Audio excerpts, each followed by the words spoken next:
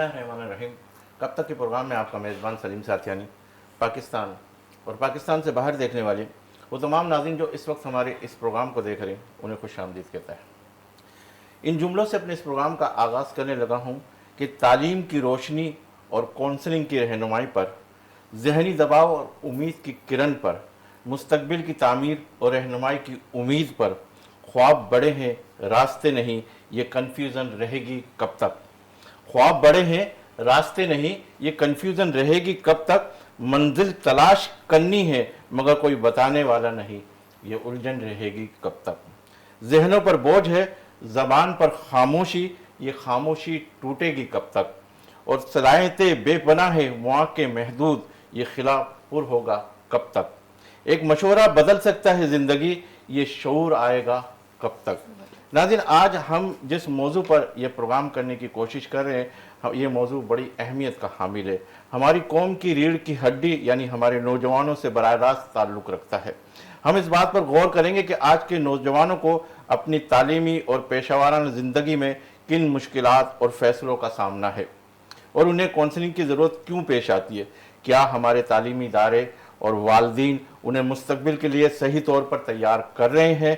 Career के इंतखाब से लेकर ज़ाती ताल्लुकात तक हमारे नौजवान किन चैलेंजों का मुकाबला कर रहे हैं, इस पर आज हम बहस करेंगे। हमारे साथ तशरीफ़ फरमा है हमारे बहुत ही अच्छे, हमारे कई प्रोग्रामों की जीनत बने माशाल्लाह, बहुत अच्छा बोलते हैं, बहुत अच्छे तरीके से समझाते हैं। हमारे साथ तशरीफ़ फरमा फाउंडर हैं CEO speaker visa counselling private limited, deputy convener है सेंट्रल स्टैंडिंग कमेटी और एकेडमिया इंडस्ट्री पार्टनरशिप FPCC के हमारे शाहजेब रईस साहब हमारे साथ तशरीफ़ फरमा। इन्हें आज के इस प्रोग्राम में खुशामदीद कहते हैं। अस्सलाम वालेकुम। वालेकुम अस्सलाम। सर साहब कैसे हैं आप? ठीक हैं जी अल्हम्दुलिल्लाह। आप हमारे कई प्रोग्रामों में आए, फिर सवाल जवाब से आपके प्रोग्राम के हवाले से आपसे गुफ्तगू भी करते हैं। हमारे साथ एक और मेहमान है माशाल्लाह, बड़ा लीडरशिप के हवाले से काम कर रही है और यूथ के हवाले से बड़ा काम कर रही है और ख़ास तौर पे मेंटल हेल्थ के हवाले से एक बहुत बड़ा काम करिए। आज हमने अपने इस स्टूडियो के अंदर इन्हें मदऊ किया है। फाउंडर CEO है सोच mental foundation concerning mental health activities की हिबा खान साहिबा, इन्हें आज के इस प्रोग्राम में खुशामदीद कहते हैं। अस्सलाम वालेकुम। वालेकुम अस्सलाम।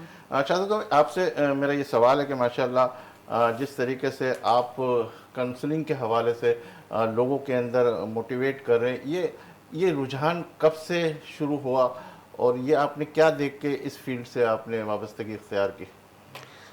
Thank you for having me on your show. जहाँ तक बात काउंसलिंग की है तो काउंसलिंग एक बेसिकली इंस्पिरेशन है और अगर क्या जो हमारे यहाँ काउंसलर्स हैं अगर उनकी खुद की काउंसलिंग नहीं हुई तो फिर इट मीन्स वो मतलब जो हमारे यहाँ आजकल की यूथ है वो क्या उसको अडॉप्ट करेगी। तो काउंसलिंग का बहुत ज़्यादा फुकदान है। जो करियर काउंसलिंग कर रहे हैं वो अपने खुद करियर के हिसाब से सही पोजीशन पे नहीं है। तो मेरी इंस्पिरेशन जो एज अ करियर काउंसलर आने की इस तरीके से बनी कि इनिशियल लेवल पे मुझे लगा कि मैंने खुद करियर गलत अडॉप्ट कर लिया किसी के कहने पे।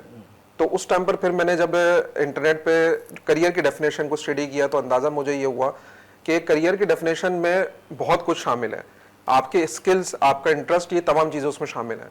तो अगर के एक कोई भी नौजवान अपने बेहतर अंदाज से स्किल्स और अपने इंटरेस्ट के बेसिस पर करियर को सिलेक्शन करेगा तो मैं समझता हूँ कि आगे जाकर उसका पूरा करियर और उसकी लाइफ की जितनी भी अचीवमेंट्स हैं सारी उसी के ऊपर जो बेस कर रही हैं उसको उसमें बहुत फ़ायदा होगा। देखिए, आजकल मैंने देखा है शाहज़ाद साहब कि अक्सर लोग जो है कि कहते हैं बस थोड़ा सा पढ़ा और फिर इसके बाद खुद हीरो बन के आ गए कि मैं काउंसलिंग करने के लिए इस फील्ड में आ गया हूँ, इस तरह। तो ये जो लोग आप कहते हैं कि अभी लोगों का एतमाद, जैसे मैंने अपने इंट्रो के अंदर भी कहा कि वालिदैन और सबकी ज़िम्मेदारी के हवाले से, तो किस तरीके से एक एतमाद उसका बहाल हो कि यार ये बंदा है, इसको मैं अगर लेके जाऊं तो वाकई ये सही तरीके से मॉनिटर भी करेगा, सही तरीके से एक्सपोज भी करेगा और सही तरीके से डिलीवर भी करेगा। तो ये वाली सारी चीज़ें कहाँ डिपेंड करती है? आप क्या समझते हैं कि हर बंदा उठते हुए आए और 4 किताबें पढ़ के फिर इसमें आ जाता है क्या? देखिए, मैं हमेशा एक वर्ड यूज़ करता हूँ कि आपके पास अगर राइट नॉलेज है तो आप राइट प्लेस के ऊपर जाएंगे।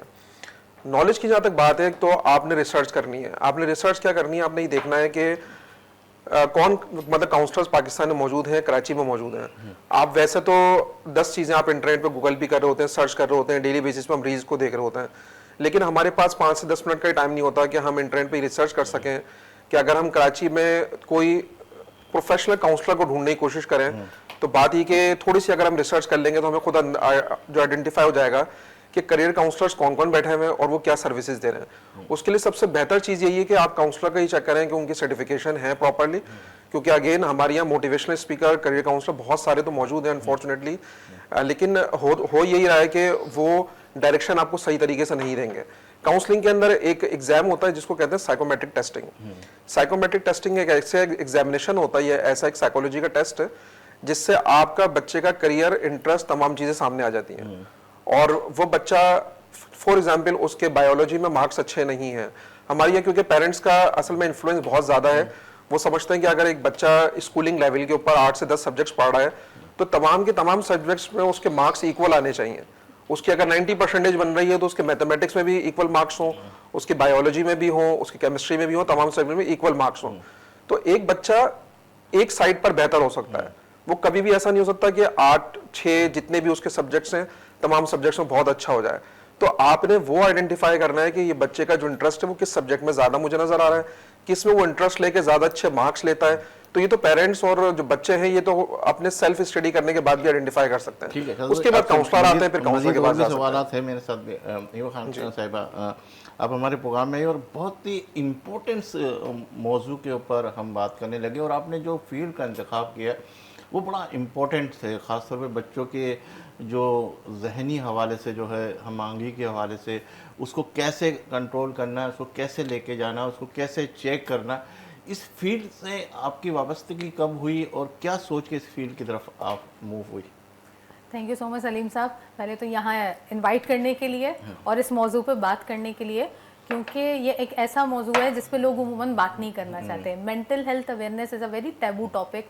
लोग कहते हैं कि अगर आप किसी को बताएं मेंटल हेल्थ अवेयरनेस के हवाले से या कंडीशंस के हवाले से, तो वो समझते हैं कि हम उनको शायद मेंटल केस बता रहे हैं या उनको पागल बोल रहे हैं। तो ये एक बहुत ही सेंसिटिव टॉपिक है, और इसी वजह से मैं इस फील्ड में आई। फील्ड में इन द सेंस कि मेरा जो ताल्लुक है सोशल डेवलपमेंट सेक्टर से, वो पिछले 12 साल से है, और मैं कुछ इसी तरह के प्रोजेक्ट से, जो वुमेन एम्पावरमेंट और यूथ एम्पावरमेंट के प्रोजेक्ट्स हैं, उनसे मुंसलिक रही। तो तकरीबन 2019 में जब कोविड भी आ गया था 2020 के टाइम पे, तो मुझे मौका मिला कि जो ख़वातीन को एम्पावर करने के लिए सोशल प्रोजेक्ट्स पे काम हो रहा था। वहाँ पे मेरा एक छोटा सा जो है ना ख्वाहिश थी कि मैं ऐसे प्रोजेक्ट पे काम करूं जहाँ पे तालीम की इम्पोर्टेंस के हवाले से भी बात हो। तो मैंने उसके ऊपर जब काम करना शुरू किया, तो वो काम करते करते, रिसर्च करते करते मुझे पता चला कि बच्चों में सिर्फ तालीम की कमी नहीं, बल्कि काउंसलिंग और उनका जो एक छोटा सा जहन है ना, जिसको नर्चरिंग की ज़रूरत है, उसको प्रोटेक्ट करने की ज़रूरत है। और उसके लिए ना हमें मेंटल हेल्थ अवेयरनेस हमारे पास होना ज़रूरी है। तो इससे फिर आगे बढ़ता गया, कारवां चलता गया, सोच मैटर्स का जो है वो जन्म हुआ। और ये नाम भी मैंने इसी वजह से सोच मैटर्स रखा, क्योंकि मुझे इस तरह का नाम चाहिए था जो सुनने में आसान हो, लोगों को समझ में आए, हर एज के लोग समझ सकें इस चीज़ को कि क्यों किसी की एक सोच या एक थॉट मैटर करती है। कितने साल के बच्चों को जो है इस जगह पे आप उसको क्या कहते हैं काउंटर कर रही हैं, देख रही हैं, चेक कर रही हैं? अच्छा, जब मैंने ये स्टार्ट किया था तब हम स्कूल पे कर रहे थे कि हम उसके हवाले से, करियर एजुकेशन के हवाले से बात करते थे, और उसी दौरान ही आइडेंटिफाई करते थे, जो हमारे पास स्टूडेंट सेशन में मौजूद होते थे, आइडेंटिफाई कर लेते थे कि किन बच्चों को मज़ीद काउंसलिंग की ज़रूरत है, और उनको हम एक बेहतर तरीके से जो है ना तराश कर उनको बेहतर एक रास्ता दिखाया जा सकता है। तो ये पहले हमने क्लास 8, 9 और 10 के स्टूडेंट्स के साथ हमने ये प्रोजेक्ट स्टार्ट किया। फिर आगे जाके पता चलता रहा कि यहाँ पे ही नहीं, बल्कि यूनिवर्सिटी और कॉलेज लेवल पे बच्चे ज़्यादा जो है ना जहनी बोझ का या उसका शिकार हो जाते हैं, कहते हैं ना कि स्ट्रेस का शिकार हो जाते हैं। क्योंकि आप देखें, स्कूल तक हमारे पास टीचर्स होते हैं जो हमारे मेंटोर होते हैं, और जैसे ही स्कूल से बाहर निकलते हैं बच्चों के पास कोई मेंटोर नहीं होता, वो फिर अपनी ज़िंदगी आप जी रहे होते हैं, या फिर जो उनके पेरेंट्स कह देते हैं। और जब उनको कोई शोबा इख्तियार करना होता है, कोई ऑक्यूपेशन या अपना कोई जॉब चूज़ करना होता है, तो हमारे पास ऑप्शन है। वो मैं किसी भी सेशन में भी बोलती हूँ कि आप उंगलियों पर गिन सकते हैं, डॉक्टर बन जाएंगे, कंप्यूटर साइंस चूज़ कर लेंगे, इंजीनियरिंग चूज़ कर लेंगे, और आर्ट्स है। हमारे पास इसके अलावा ऑप्शन क्या है।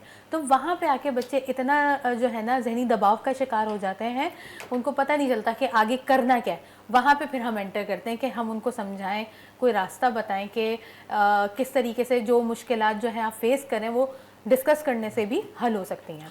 ठीक है, अभी शाहज़ साहब आपकी तरफ आता हूँ कि कहाँ सबसे ज़्यादा डिपेंड होता है, 10th क्लास, इंटर क्लास, कहाँ ये बच्चे जो आपके काउंसलिंग के हवाले से आप कहते हैं कि हमारे साथ मुंसलिक हो तो ज़्यादा उस फील्ड की तरफ जा सकते हैं? अच्छा देखिए, इसमें 4 तरह के लोग इंगेज हैं। एक तो स्कूलिंग लेवल पे टीचर्स की बात की कि स्कूल के टीचर्स उनको आइडेंटिफाई करें।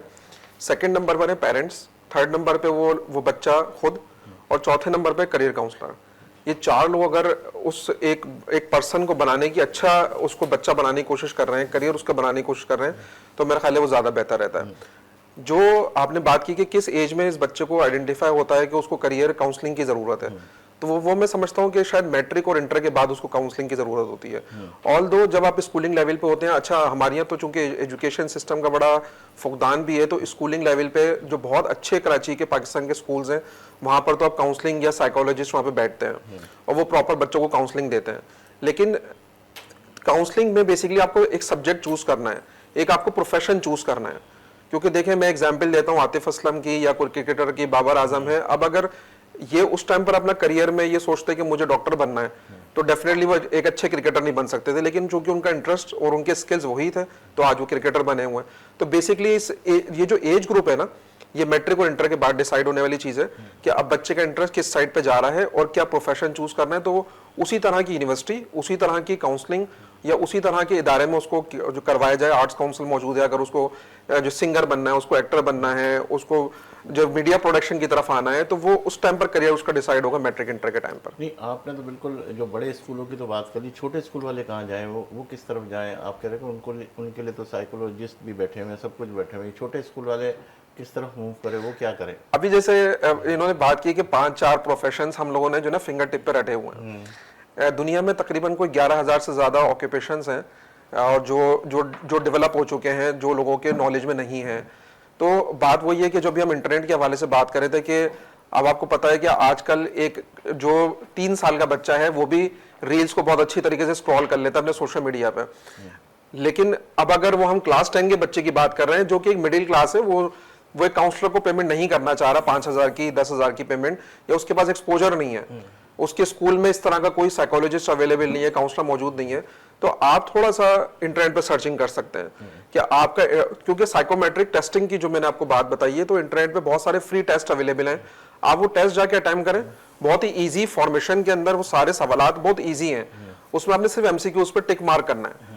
आप पूरा वो टेस्ट अटेम्प्ट करेंगे, आधे से 1 घंटे का टेस्ट होगा, और आपको एंड ऑफ द डे आपको ये आइडेंटिफाई हो जाएगा कि आपके सोच से रिलेटेड, आपके स्किल से रिलेटेड कौन कौन से करियर सामने आ रहे हैं। फिर उसमें भी वो आपको बताएगा कि ये प्रोफेशंस क्या हैं, उनकी जॉब डिस्क्रिप्शन क्या है, वो तमाम चीजें आइडेंटिफाई हो जाएंगी। तो मेरा ख्याल है ये जो एक हमारे मिडिल क्लास और लोअर क्लास जो बच्चे हैं, वो अगर ये एक्टिविटी कर सकते हैं तो उनके लिए ज्यादा बेहतर रहेगा। तो इनके इंटरेस्ट लाने के लिए टीचर, स्कूल, ये सब अपने अपने प्लेटफॉर्म से क्या काम कर सकते हैं? इस सवाल मैं आपसे इसका जवाब चाहूँगा। पहले आपकी तरफ आ जाता हूँ कि जिस तरीके से आप नौजवानों के हवाले से काम कर रही हैं, तो हमें कौम के तौर पर अपने नौजवानों को जहनी, तालीमी और पेशा वाराना बाख्तियार बनाने में कहाँ तक कामयाब होगा, कितने और मज़ीद उसकी ज़रूरत है? कहाँ तक कामयाब हो गए? देखें, अगर मैं मीडिया की बात करूँ ना, तो मीडिया ने बहुत ज़्यादा अवेयरनेस भी दे दी है। ठीक है, बच्चे जो है ना काफ़ी ज़्यादा अवेयर हैं, हमारी जो यूथ है ना, उनको सब पता है, वो हमसे ज़्यादा स्मार्ट है। पॉइंट आ रहा है कि वो जितने बाख्तियार हो गए ना, एक होता है एम्पावर्ड होना और एक होता है नेगेटिवली एम्पावर्ड होना। यूथ अनफॉर्चुनेटली हमारी अब थोड़ी सी जो है ना, कई हद तक नेगेटिवली एम्पावर्ड हो रही है। किस तरीके से कि जब आप सोशल मीडिया देखते हैं और थोड़ी सी रील्स स्क्रॉल करते हैं, हम उसको एंटरटेनमेंट के लिए देख रहे होते हैं। हमारे यहाँ के बच्चे क्या कर रहे हैं, वो देखते हैं कि कोई अगर डांस कर रहा है, चाहे वो अनएथिकल वीडियो है, रील है, कोई बहुत अजीब सा मजाक है, वो कहते हैं यार ये काम तो हम भी कर सकते हैं और वो उस चीज़ को अडॉप्ट कर लेते हैं, ठीक है। या किसी को देखा कि किसी ने कहा कि मैंने इस तरीके से रातों रात पैसे बना लिए, तो वो उस चीज़ को अडॉप्ट कर लेते हैं। तो ये जो सोशल मीडिया है ना, जो हमारे हाथ में ये मोबाइल फ़ोन्स हैं, ये सबसे बड़ा किरदार अदा कर रहे हैं इस टाइम यूथ को इन्फॉर्म और एम्पावर करने में। लेकिन इसमें किरदार जो है ना, अब हमारे वालिदैन और मेंटोर्स का आ जाता है कि किस तरीके से आप उसका जो एक्सेस है ना, वो एथिकल वे में और लिमिटेड वे में करें, कि चीज़ें बनाई जाती हैं सहूलत के लिए, फेक इन्फॉर्मेशन या अनरियल इन्फॉर्मेशन फ्लोट करने के लिए नहीं।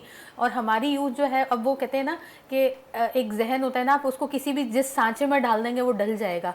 बच्चों का जहन इतना नरम होता है। आजकल तो बिजी करने के लिए सारी फोन पकड़ा देते हैं, और ये सब ना छोटे छोटे बच्चों को ये कह देती कि बस वो बिजी रहे ताकि मैं अपना काम कर लूँ, ये खत्म करूँ। बिल्कुल ऐसे ही इस पर गुफ्तगू करते हैं। नाज़रीन, यहाँ लेंगे एक ब्रेक इस यकीन के साथ कि आप होंगे हमारे साथ, हम तो हैं ही आपके साथ। मिलते हैं चंद लम्हों के बाद।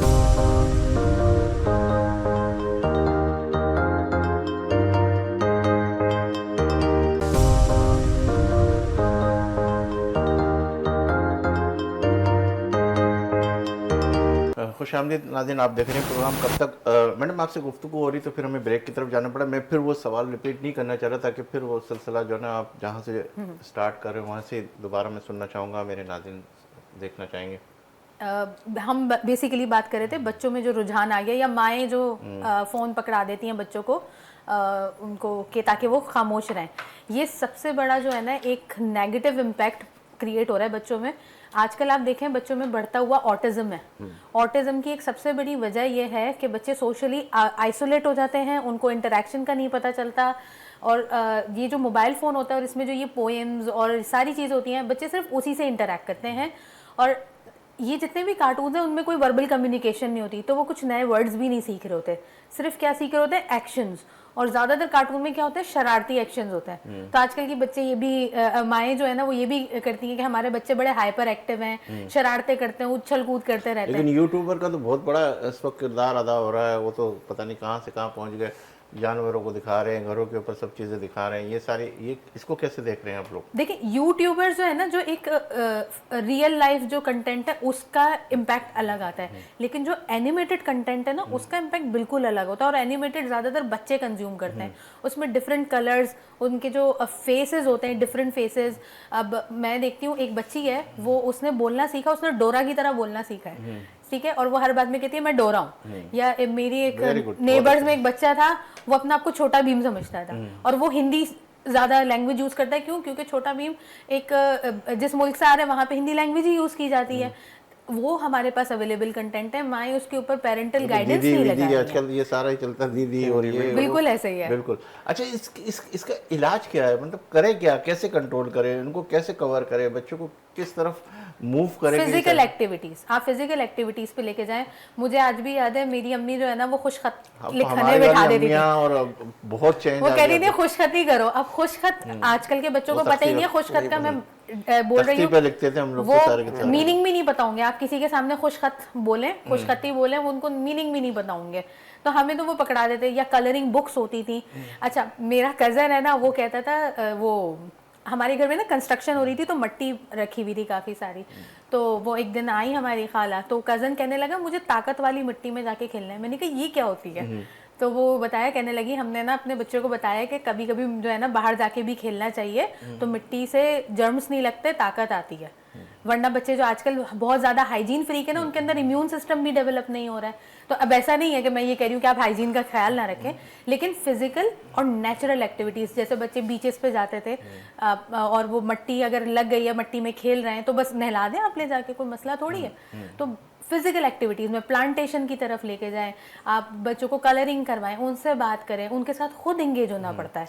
शुभ, आपकी तरफ जाए शादू भाई, आप देखें कि अभी अमूमन हम ये देखते हैं कि गिनती के हवाले से भी हम कहते हैं ना, 68 70 क्या कहते हैं, 68 कितना होता है, 68 कितना है, 66 कितना है, तो कहते नहीं, आप इंग्लिश में बोला। अमूमन बच्चे जो है ना, हालांकि मैट्रिक पास, इंटर पास, वो भी ये कहते हैं, मतलब उर्दू की उस गिनती को भी भूल गए। हालांकि हमें तो सारे 1 2 3 4 वो उर्दू वाले भी अल्हम्दुलिल्लाह पता है सब चीज़ें। तो ये जो फुकदान है, इस फुकदान को कैसे कंट्रोल किया जाए? आप क्या समझते हैं कि इस वक्त क्या ज़रूरत है स्कूलों को काउंसलिंग के हवाले से, कि वो अपने प्लेटफॉर्म से क्या ऐसी चीज़ें करें, और क्या आप लोगों की क्या कमियां हैं जो आप लोग इस तरफ मूव नहीं करवा पा रहे, या क्या वजह है, या सिर्फ जुमलों के ऊपर, या सिर्फ लोगों को क्या कहते हैं सोशल मीडिया के ऊपर लोगों को खुश करके अपने अपने सारे मैं दूसरे लफ्ज़ इस्तेमाल करूँगी चूरन बेच रहे हैं, लेकिन वो वाली चीज़ें नहीं है जो जनरल बात है। तो कैसे किस तरीके से मैच करा जाए? आप अपनी फ़ीसों में कोई रिड्यूस करें, या कहीं ऐसी जगहों के ऊपर आप जो ऐसे इलाके बड़े बड़े स्कूलों के अंदर आप अगर अपना बजट लेके चलते हैं मिसाल के तौर पे, कि आप वहाँ से लाख रुपए ले रहे हैं, यहाँ अपना उसको इस तरह मॉनिटर वो क्या कहते हैं एडजस्ट कर ले पैसों को कि हम यहाँ भी कुछ ना कुछ दे देंगे, थोड़ा 20% यहाँ हो जाए, 5% यहाँ आ जाए, 10%। तो ये सारी चीज़ें आहिस्ते आहिस्ते फिर जब अच्छा, चीज़ देखिए, मेरी खाना ऑर्गेनाइजेशन इस्तेमाल करेगा तो फिर उसको उसके जायका का भी पता चलेगा। मैं एक बड़ी एक इंटरेस्टिंग चीज़ बताता हूँ आपको कि मैंने काउंसलिंग के प्रोजेक्ट्स बहुत सारे किए हैं, गवर्नमेंट फंडेड भी हैं और कुछ मेरी अपनी कम्युनिटी बेस्ड एक्टिविटीज़ हैं जिसमें मैं फ्री काउंसलिंग जो प्रोवाइड करता हूँ यूनिवर्सिटीज़ में, कॉलेजेस में और इवन स्कूलिंग लेवल के ऊपर। तो हमारा जो मल्टीपल प्रोजेक्ट्स थे, तो सुल्तानाबाद में और इसके अलावा लियारी में मैंने स्कूलिंग में 1-to-1 काउंसलिंग भी की, और इसके अलावा ग्रुप काउंसलिंग भी मैंने काफ़ी की है। और वो यूएसएड के भी प्रोजेक्ट्स थे, यूथ मिनिस्ट्री के भी प्रोजेक्ट्स हैं, जिसमें हमने यूथ को बहुत कोशिश की कि वो उनको एम्पावर कर सके, उनको करियर के हवाले से पता हो। लेकिन आप जो कह रहे हैं ना कि चेंज क्यों नज़र नहीं आ रहा है, चेंज इसलिए नज़र नहीं आ रहा क्योंकि ये मैंने आपको बताया ना कि किसी का करियर डिसाइड करना और किसी को एक ही करियर पाथवे पे लेके चलना, ये सिर्फ एक पर्सन की रिस्पॉन्सिबिलिटी नहीं है। पेरेंट्स का बहुत इंपॉर्टेंट रोल है। अब जैसे आपने बात की अभी यूट्यूबर्स के हवाले से, अब यूट्यूबर्स जो है हमें शॉर्टकट्स बता रहे हैं, मतलब हर चीज़ की कहीं पॉजिटिव पॉइंट भी है तो नेगेटिव पॉइंट भी है। नेगेटिव पॉइंट ये है कि हमें जो कुछ काउंसलर्स ऐसे हैं या जो कुछ लोगों ने अपनी मेंटेलिटी ये क्रिएट कर ली कि हम यूट्यूब पे अपना चैनल एक एस्टेब्लिश करेंगे, वहां पर हम व्लॉगर अपना बन जाते हैं, वहां पर हमारी जो अर्निंग होगी वो हमारी लाखों रुपए मिल जाएगी। मैं करियर को थोड़ा डिफरेंट वे में लेता हूँ। करियर ये नहीं है आपका, क्यों कि आज आपके ट्रेंड में यूट्यूब टॉप पे चल रहा है तो वो वक्ती तौर पे आपकी 1-2 साल की इनकम हो गई। जैसे इन्होंने बताया कि डोरा को और उसको उन्होंने जो बीम्स को उन्होंने अपना जो सुपर पावर मान लिया है, या उन्होंने अपने बच्चों को समझा कि हमारे लिए ये हीरो हैं। तो बहुत सारे यूट्यूबर्स भी लोगों के लिए हीरो बने हुए हैं, उनके मिलियंस के अंदर व्यूज हैं। लेकिन बताने का मतलब ये कि शॉर्टकट किसी चीज का नहीं है। सक्सेस का कभी भी जो सारे जो नौजवान इस प्रोग्राम को देख रहे हैं, शॉर्टकट कोई भी नहीं है। हमारे यहाँ फ्रीलांसिंग के साइड पर लेकर आके कि ऐसा शॉर्टकट ठीक है, या आपकी पार्ट टाइम जॉब्स हैं, आप इससे अच्छा अर्न कर सकते हैं, लेकिन अपनी स्टडीज को, अपने करियर को ना छोड़ें। और जहां तक मेरी अपनी पर्सनल सर्विसेज की बात है तो स्कूल कॉलेजेस के लिए अवेलेबल है।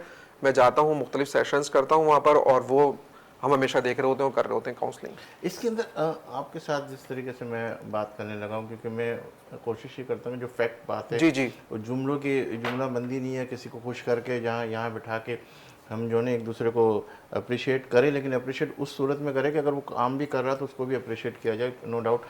अगर हम इस प्लेटफॉर्म से एसोसिएशन को, अगर प्राइवेट स्कूल एसोसिएशन को, जितनी भी ये तंजीम है, उनके साथ अगर हम मीटिंगें करके इसको अगर हम इसका आगाज़ करें, उससे बढ़ाएं, तो हो सकता है कि आप 10 जगहों के ऊपर इनसे मुलाकात करेंगे, वो 50 के अंदर अपने ग्रुप में चलाएंगे, 2 जगह 3 जगह इस तरह की चीज़ें हो तो बहुत अच्छे तरीके से नहीं इसकी अवेयरनेस। बिल्कुल, एसोसिएशन के साथ कोलैबोरेशंस होते हैं और हो भी सकते हैं आगे मजीद, और इसको हम इसी तरीके से बढ़ा सकते हैं कि ताकि वो बच्चों के पास जहाँ अप्रोच नहीं है, जहाँ पेरेंट्स उनके इतने अवेयर नहीं हैं, तो उनके अंदर वो काउंसलिंग का भी फुकदान हो। जो भी नज़र आ रहा है वो बेसिकली उनको अपना करियर ही चूज करने में प्रॉब्लम होती है, तो वो क्योंकि उनका एक्सपोजर नहीं है, ना उनके स्कूल का एक्सपोजर है, ना उनके एरिया का। आपकी सराउंडिंग्स बहुत इंपॉर्टेंट ज़्यादा मैटर कर रही होती है। उनके एरिया में अगर वो स्कूल्स इस तरह के बने हुए हैं, जो काउंसलर वहाँ पे आते ही नहीं है, या वो बेचारे अप्रोच नहीं कर सकते स्टूडेंट्स को, तो इनको आपस में कोलैबोरेट करके करना भी चाहिए। और इवन मैं तो गवर्नमेंट को भी सजेशंस देता हूँ अक्सर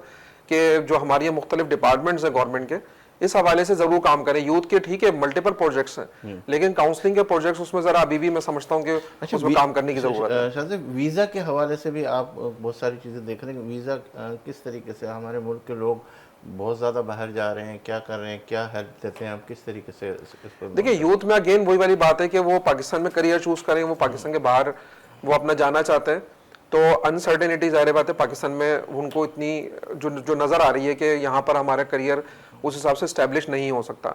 और अनफॉर्चुनेटली कि ये सिर्फ अनसर्टेनिटी सिर्फ नौजवानों में नहीं है, ये प्रोफेशनल्स के अंदर भी है। हमारे यहाँ जो बिजनेसमैन करने जो बिजनेस करने वाले लोग हैं वो भी आते हैं हमारे यहाँ, प्रोफेशनल्स भी आते हैं, इवन स्टूडेंट्स भी आते हैं। लेकिन उनका सिर्फ एक रोल होता है, वो रोल ये होता है कि आप हमें पाकिस्तान के बाहर किसी भी आप मुल्क में हमें भेज दें, और ऐसे ऐसे नाम वो लोग लेकर आते हैं, लेटविया, लथानविया, मतलब ऐसे ऐसे नाम आजकल वो लोग लेकर आ रहे हैं कि आप हमें बस यहाँ भेज दें, जो शायद किसी भी कंडीशन में जाके शायद पाकिस्तान से लोअर इकोनॉमी होगी उसकी, लेकिन वो पाकिस्तान से मूव होना चाहते हैं। तो उसकी शायद मैं समझता हूँ कि वजह यही है कि हमारे यहाँ जो अनसर्टेनिटी क्रिएट हुई हुई है नौजवानों के अंदर, वो जो सराउंडिंग्स देख रहे हैं कि पॉलिटिकल जो या इकोनॉमिकल जो कंडीशंस है पाकिस्तान के अंदर, हर मामला एक बड़ा डिफिकल्ट बनता जा रहा है, तो इसको इम्प्रूव होने की ज़रूरत है। तो मेरा ख्याल है जो लोग बाहर गए हुए हैं वो आएंगे भी वापस। अच्छा अहिबा, आप कैसे देखते हो कि यहाँ से सारा कुछ हासिल किया जाए, यहाँ से सब चीज़ें तालीम हासिल की जाए, सारा इस मुल्क को जब देने की बात आई तो यही नौजवान जो है बाहर की तरफ जा रहे हैं, तो इसको आप कैसे देखती हैं कि कैसे क्या किया जाए? क्योंकि आप यूथ के ऊपर बड़ा काम कर रही हो, आपकी जो काउंसलिंग है, आपकी जो सारी चीज़ें, आपकी स्पीचेस है, वो हमारे इस मुल्क की भलाई के लिए, इस मुल्क की बेहतरी के लिए अगर हम उसको मूव कर दें, अगर 10 है, 50 है, 100 जो बाहर जाने वाले वो 10 भी यहाँ रुकते तो हमारे लिए एक नेकी और सदका जारिया वाला काम है कि मेरे मुल्क के लिए कुछ करे। कुछ किया आपने इस प्लेटफॉर्म से? मैंने अपने उसमें मतलब अपनी जब मैं कैपेसिटी बिल्डिंग पे काम कर रही थी तो मेरा ऐसा है कि 7 इंटरनेशनल प्लेटफॉर्म्स पे मेरा जाना हुआ जहाँ पे मैंने पाकिस्तान को रिप्रेजेंट किया, और वहाँ पे जाके मुझे मैं रशिया गई, अजरबैजान गई, तो यूएई जाना हुआ, मतलब ये जिन भी प्लेटफॉर्म्स पे गए इनमें यूथ डेवलपमेंट के प्लेटफॉर्म्स थे या फिर पीस बिल्डिंग के प्लेटफॉर्म्स थे, तो जहाँ पे मैं पाकिस्तान को एज अ यूथ या विमेन रिप्रेजेंट कर रही थी। ऐसा हुआ कि जब मैं वहाँ जाती थी और वहाँ पे जाके जब मैं लोगों से बात करती थी तो पता चलता था कि मुश्किलात उनके ममालिक में भी हैं, ठीक है, और लेकिन सब अपने मुल्क में रहना चाहते हैं। और पाकिस्तान का इमेज जो है ना वो मीडिया पे बहुत बुरा बनाया हुआ है, क्योंकि अगर आप एक चीज़ की जिम्मेदारी नहीं ले सकते ना तो उसको बुरा भी नहीं कहना चाहिए, ठीक है। तो वहाँ पे मैंने अपना रोल प्ले करना शुरू किया, और मैं भी ये बच्चों को काउंसलिंग जो है ना करती थी कि आप बाहर जाएं, फला यूनिवर्सिटी में पढ़ें, बहुत अच्छी डिग्री लें, लेकिन वो लोग वापस नहीं आना चाहते। अब मैं कहती हूँ देखो बाहर मत जाओ, बाहर जाओगे ना तो आपकी एक वो सर्टेन लाइफ है ना कि रूल्स एंड रेगुलेशन पे गुजरती है, वही यहाँ फॉलो कर लो, अपने मुल्क को अच्छा बना लो। एटलीस्ट ये सुकून होगा कि शाम में आके अपने घर वालों के साथ बैठ जाओगे, ये जो जहनी स्ट्रेस का शिकार जो है, डिप्रेशन का शिकार है, वो नहीं होगे। मैंने इतने लोगों को देखा है जो बाहर गए ये सोच के कि सिर्फ पैसा कमाना है। देखिए पैसा ज़िंदगी में सब कुछ नहीं होता। आपको जो है ना हमारी जो एथिकल वैल्यूज़ है ना एशियन कल्चर में, ये बहुत ज़्यादा इंपॉर्टेंट है और यही हमें बहुत स्ट्रॉन्ग भी बनाती हैं। जो हमारी फैमिली की वैल्यूज़ हैं, एक साथ रहना और एम्पैथी के साथ रहना, ये आज बाहर ममालिक में कम हो रहा है और वहाँ पे मेंटल हेल्थ केसेस ज़्यादा बढ़ रहे हैं बनिस्बत के यहाँ पे आप देखें आज भी जंग का भी पूरा माहौल था। पाकिस्तानी क्या कर रहे थे, मीम्स बना रहे थे, मजाक उड़ा रहे थे। मैंने एक रील देखी, उसमें एक लड़के ने रील बनाई थी और वो कह रहा है कि भाई बता दो, अभी बोर्ड वालों ने जो है ना मार्कशीट भी दे दी है, या तो जंग करवा दो या फिर हम जंग पेपर की तैयारियां करें। तो वो उसको फनी वे में ले रहे हैं। इसका मतलब क्या है कि हमारी कौम बहुत रिजिलियंट है, पोटेंशियल भी बहुत है, टैलेंटेड भी बहुत है, सही गाइडेंस नहीं है। और यही शाहजेब साहब भी बात कर रहे हैं, यही मैं भी कह रही हूँ, हमें सही मेंटोरशिप की ज़रूरत है, हमें सही मेंटोर्स की ज़रूरत है। आजकल के ज़माने में हमारे मेंटोर्स जो है ना वो कोई एक्ट्रेसेस हैं जो अच्छा डांस कर रहे हैं या फिजिकली अच्छा नज़र आ रहा है। हमारे ज़माने में हमारे टीचर्स हमारे मेंटोर हुआ करते थे और वो हमें तालीम की तरफ। पाकिस्तान में रिसर्चर्स नहीं पैदा हो रहे, रिसर्च सेंटर्स खाली पड़े हुए। बाहर ममालिक में क्या यही है ना कि आपको रिसर्च अच्छी करने को मिलती है। ये चीज़ आप पाकिस्तान में लेकर आए। यहाँ पे आपको जो लग रहा है ना कि जो स्पेसेस बन गए हैं उनको पुर करना शुरू करें, बाहर ना जाएं, अपने मुल्क में रहें और अपने मुल्क के लिए काम करें। ये मेरा जो है ना मैसेज भी एक तरीके से। बहुत अच्छा। और इसके अंदर कितनी चेंजिंग आई, कितने लोगों को आप वापस पाकिस्तान की तरफ मूव करके ले आई, या किनके जहन को पलट दिया आपने? मुझे नंबर्स में तो मैं नहीं बता सकती, लेकिन जो मेरे स्टूडेंट्स हैं उनको तो मैंने यही समझाया। मैंने कहा यहाँ जितनी अपॉर्चुनिटीज़ चाहिए ना मैं दूंगी। तो वो बच्चे अभी तक यहाँ पे मौजूद हैं और वो मुझे कहते हैं कि आप जैसे इंटरनेशनल किसी प्लेटफॉर्म पे गई और होके रिप्रेजेंट करके वापस आ गई, हमें भी अब ये करना है, तो मैं उसके लिए उनको गाइडेंस दे रही होती हूँ, उनकी कंसल्टेंसी कर रही होती हूँ फॉर फेलोशिप्स एंड स्कॉलरशिप। लेकिन मैं उनसे यही कहती हूँ, देखो अपना मुल्क बेहतर है, काम करो और वापस आ जाओ। तो ये जो मेरे अभी बच्चे हैं, या जो स्टूडेंट्स मुझसे काउंसलिंग ले रहे हैं या कंसल्टेंसी ले रहे हैं, वो अभी तक अल्हम्दुलिल्लाह यही अच्छा हैं। हिबा, जैसे अभी मैंने एक जुमला कहा, क्या कहते हैं शादिक भाई को भी, कि हम कोशिश ये करते हैं कि हमारे इस प्रोग्राम के थ्रू लोग जो है ना मुस्तफ़ीज़ हो, लोग फ़ायदे से फ़ायदे उठा सकें। क्या कुर्बानी दे सकती है अगर हम आपको कहें कि इस जगह पे जाके थोड़ी सी इस पे काम करना है, तो आप हाजिर हैं मैं हाजिर हूँ, क्योंकि मैंने आपको जैसे बताया ना कि मैं सोशल डेवलपमेंट सेक्टर से ही मेरा ताल्लुक है। सोच मैटर भी एक सोशल एंटरप्राइजेज है, और मैं बल्दिया, कोरंगी, शराफी गोट और लियारी जैसे इलाकों में जाके फ्री ट्रेनिंग्स दे चुकी हूँ। और जहाँ पे भी अभी मुझे कहीं पे कहा जाता है ना एक सेशन के लिए आपको बुलाया जाएगा, तो और मुझे पता है कि अगर उनका बजट प्रॉब्लम है, पैसे नहीं दे सकते, अंडर प्रिविलेज एरिया में मैं जाती हूँ फिर भी, वेरी गुड, और मुझे अच्छा लगता है, और मैं अभी भी ये अपनी खिदमत देने के लिए वहाँ पे मौजूद हूँ ऐसे लोगों के लिए। ठीक है, बहुत अच्छा। क्यों कहते हैं शाहज़ेब, क्या आप नहीं समझते कि इस वक्त स्टडी सेंटर जो है वो ख़त्म हो रहे हैं काफ़ी हद तक? जबकि हम हमारे दौर में पढ़ते थे तो स्टडी सेंटर जो है शाम को जाना है, सुबह जाना है, और एक बेहतरीन माहौल, उसमें सारी किताबें प्रोवाइड होती थी, सब कुछ चीज़ें होती थी। लेकिन अब ये रुझान भी थोड़ा सा कम हो गया। क्या आप इतने लोगों से मिलते हो, सिंध के लोगों से, इससे जगह जगह जाते हो, तो कहीं ऐसा कोई स्टडी सेंटर का भी हम कॉन्सेप्ट बिल्डअप करें, और इस हवाले से कि भाई यहाँ कोई अगर कोई ऐसी जगह प्रोवाइड हो जाए कि जहाँ स्टडी सेंटर बना दे जाए, उसके अंदर सारे मुखिर हजरात भी मिल के किताबें वगैरह ये वो, तो इससे जो हमारे बच्चे जो है, जो अभी सिर्फ सोशल मीडिया पे ही महदूद है, क्योंकि किताबों के अंदर भी बहुत सारे मवाद है, वहाँ जाकर भी वो अपनी स्टडी हासिल कर सकते, क्या कहते हैं? अच्छा, आजकल जो डिजिटल एरा है ना बेसिकली, तो हर पर्सन उस पर बाउंड होना चाहता है कि अगर के कोई उसको बुक भी स्टडी करनी है तो वो बजाय लाइब्रेरी जाने के वो सिर्फ कोशिश ये करेगा कि ई बुक उसके पास मौजूद हो सेल फोन में, और वो उसको वहीं पे स्टडी कर ले। आइडिया आपका बड़ा अच्छा है। तैमूरिया लाइब्रेरी है नॉर्थ नाजिबाद में, और मुख्तलिफ लाइब्रेरीज होती थी, तो वो बड़ा रश होता था वहाँ पर, और अक्सर लोग शाम में जाते थे वहाँ पर स्टडीज करने के लिए। इवन जाहिर बात है, आपको पता है कि घर छोटे छोटे होते थे और वहाँ पर कभी लाइट्स का इशू हो जाता था, तो इसलिए भी लाइब्रेरी जाते थे कि वहाँ पर एक आपको स्विफ्ट इन्वायरमेंट आपको एक क्रिएट हो गया, और एक साइलेंट इन्वायरमेंट है, तो वहाँ पर आपकी अच्छी स्टडी हो जाती थी। बुक्स वहाँ पे अवेलेबल होती थी, और बुक्स में भी शेल्फ जो आपके बने हुए होते हैं बुक्स के, तो वो एक प्रॉपर आपको सारी तरह की बुक्स आपको एक जगह मिल रही थी। तो ये एक आइडिया बहुत अच्छा है। और अभी आई डोंट नो कि वो कराची किस जगह पे अभी मेरा विजिट नहीं हुआ, लेकिन गवर्नमेंट ने अभी लास्ट वीक में या लास्ट मंथ में एक यूथ क्लब के नाम से एक पूरा भी डिजाइन किया है, और डीएमसी उसको जो एक डीएमसी ने उसको वो भी किया है, साउथ सेंटर की तरफ, मेरे ख्याल है साउथ के अंदर है वो, सेंट्रल की तरफ तो भी। वो उन्होंने उसमें सिर्फ एक एक्टिविटी पे नहीं रखी। उन्होंने सिर्फ ये नहीं रखा कि वहां पर एक लाइब्रेरी बना के बुक्स लगानी है, उन्होंने वहां पर कंप्यूटर लैब्स भी रखी हैं कि अगर आप कंप्यूटर यूज कर रहे हैं तो वो भी कर सकते हैं। फिर उन्होंने प्ले एरिया भी बाहर बनाया, तो वो यूथ के हवाले से बड़ी अच्छी जगह है। तो मेरे ख्याल है तमाम यूथ को वो विजिट भी करना चाहिए, और उससे देखें कि हम क्या बेनिफिट ले सकते हैं। तो मैं ये समझता हूँ कि सिर्फ लाइब्रेरी की हद तक वो चीज ना हो, उसके अंदर हम मल्टीपल आइडियाज को एग्जीक्यूट अगर हम करते हैं, तो मेरे ख्याल है यूथ को इस तरह की चीजों की जरूरत भी है, और उनका इंटरेस्ट क्रिएट करने की बेसिकली जरूरत है। असल चीज है कि हम कोई ऐसी चीज लेकर आए जिससे यूथ के अंदर इंटरेस्ट क्रिएट हो, वो पे विजिट कर सके। वरना तो आपको पता है कि सिर्फ बजट्स लग जाते हैं और वो फिर वहां पे विजिट नहीं होते कुछ भी।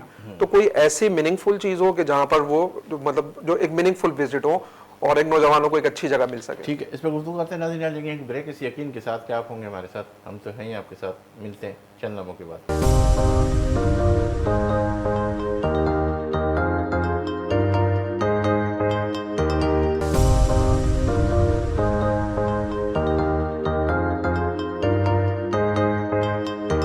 एक मतलब फिर कब तक इस प्रोग्राम में आपको खुशामदीद करते हैं। मैडम, आपसे इस सवाल है कि इस वक्त बेरोज़गारी का मसला भी बड़ा अहम है, और जहनी दबाव और मायूसी बहुत फैल रही है। इस हवाले से आप क्या कहेंगे? हुकूमत रोज़गार के मौके वो फराहम नहीं कर रही है, बहुत ज़्यादा टेंशन, और जिसको देखते वो मेंटली तौर के ऊपर बिल्कुल अपसेट नज़र आ रहा, तो उसको कैसे देखें, क्या करें इसके लिए? देखिए, मायूसी मैं कहती हूँ, हैप्पीनेस जो होती है ना वो हमारे अपने अंदर होती है, और मायूसी भी, ये जितनी भी फीलिंग्स है ना ये हमारे अपने अंदर है। आप जो भी इमोशन अपने ऊपर तारी कर लें, ये एक ह्यूमन साइकोलॉजी की मैं बात कर रही हूँ, ठीक है। हम जो आसपास अपने सिनेरियोज देख रहे होते हैं, मैंने अरसे दराज से ना खबरें देखनी छोड़ दी है। जो इम्पोर्टेंट होती है वो टिकर्स मिल भी जाते हैं, ऐसा नहीं है कि नहीं मिलते हैं, लेकिन जो हमारे पास माहौल क्रिएट होता है ना, उससे हम ज़्यादा वो चीज़ें नेगेटिविटी एब्जॉर्ब कर लेते हैं। और ये जो नौजवानों में मायूसी नहीं, हमारे यहाँ हर किसी में हर कोई मायूस हुआ है जिस तरह के मुल्क के हालात बदल जाता है। लेकिन रही बात अपॉर्चुनिटीज़ की ना, तो यूथ के लिए अपॉर्चुनिटी क्या होनी चाहिए?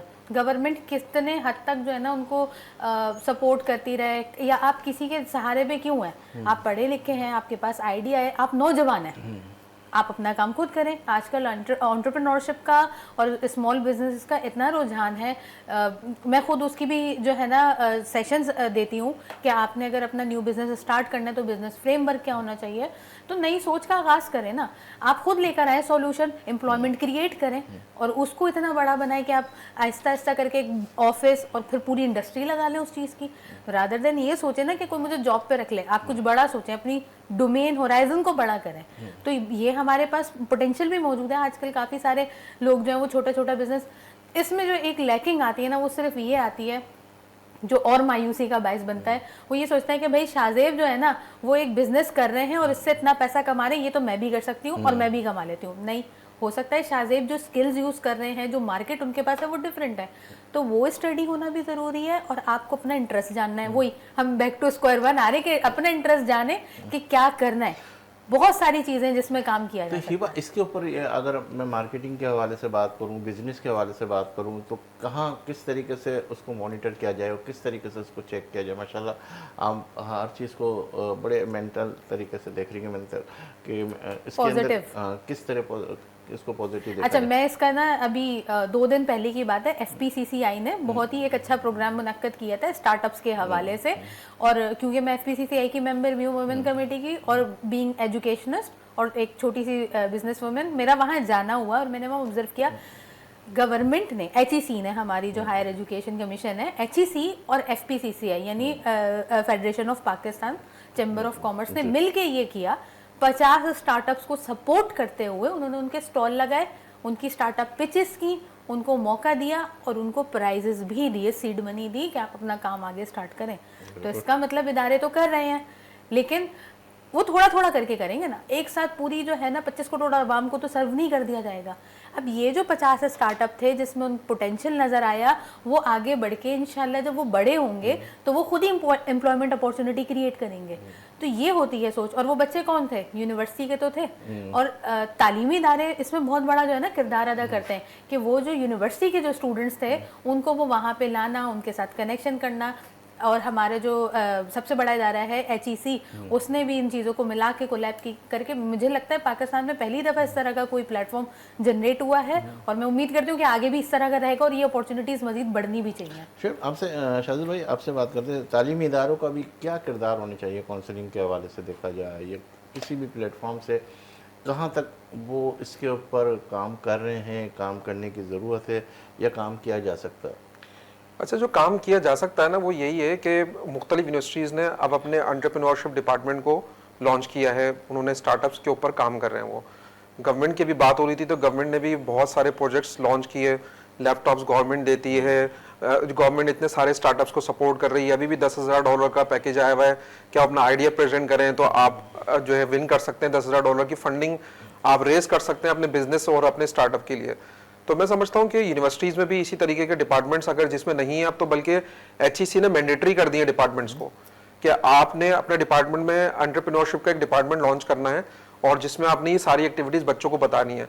तो हम सिर्फ यूथ को ये एम्पावर ना करें, जो अभी आप नौजवानों के जो आप बात कर रहे थे कि उनके अंदर जो बेरोजगारी के मसले मसाइल हैं, तो ज़रूरी नहीं है कि आप सिर्फ उनको सिर्फ कमाने की हद तक लेके जाएं उनको, क्या आप किसी के जो नौकर बना दें उनको, आप खुद उनको ऐसा बिजनेस स्टैब्लिश करें। क्योंकि देखिए बिजनेस आइडिया हर एक के पास हो सकता है, लेकिन उस आइडिया को पिच करना, उसका क्या तरीकेकार होता है वो यूनिवर्सिटीज में सिखाया जाता है। इसके बाद वो आइडिया के बाद आप कैसे उसकी फंडिंग रेज कर सकते हैं, कैसे अपने ग्रोथ को आप अपने जो बिजनेस को एक्सपेंड कर सकते हैं, ग्रोथ लेवल पे लेके जा सकते हैं। तो मैं समझता हूँ ये सारी चीजें यूनिवर्सिटी ही सिखाए।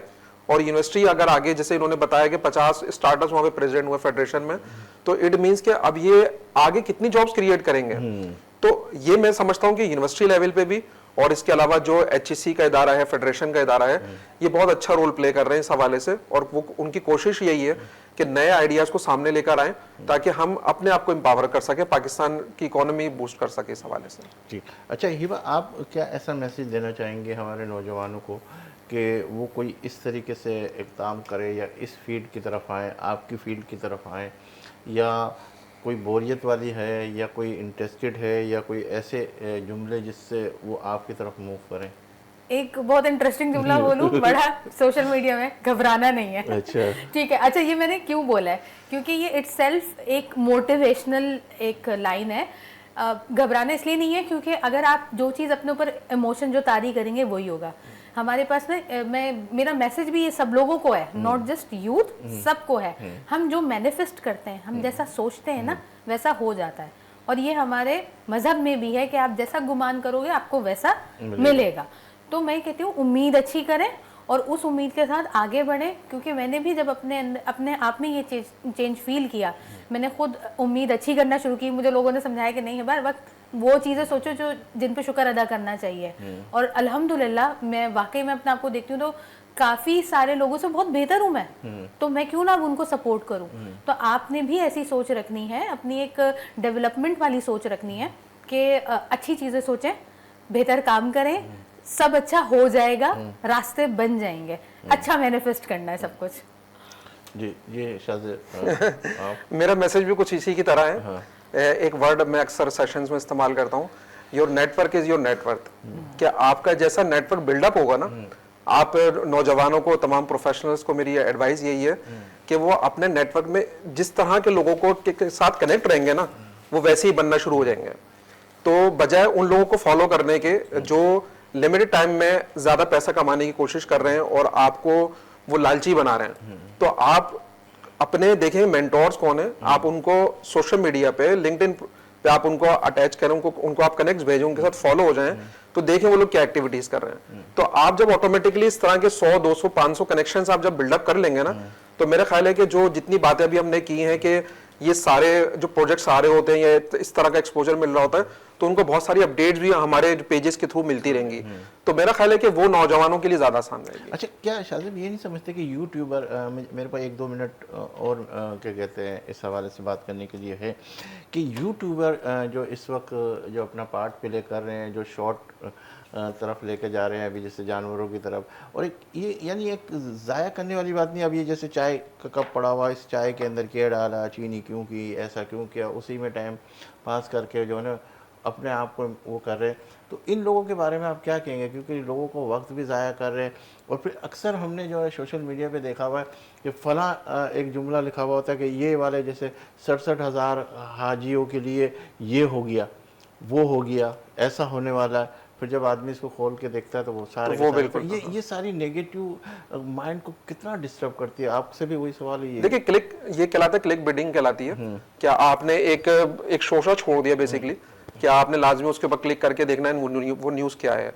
बेसिकली तमाम की तमाम चीज़ें ना एक कंटेंट क्रिएशन के अंदर आ रही हैं। अच्छा, कंटेंट क्रिएटर भी क्यों थॉट लेकर आ रहा है कि मुझे इस तरह का कंटेंट डेवलप करना चाहिए। जैसे अभी आपने बात की, जो अभी हमारे यहाँ माहौल चल रहा है कि बकरीद के हवाले से बहुत सारी मंडियाँ लगी हुई हैं और लोग जा रहे हैं। ये मैं ये नहीं बोलूँगा कि 100% उनकी अपनी गलती है।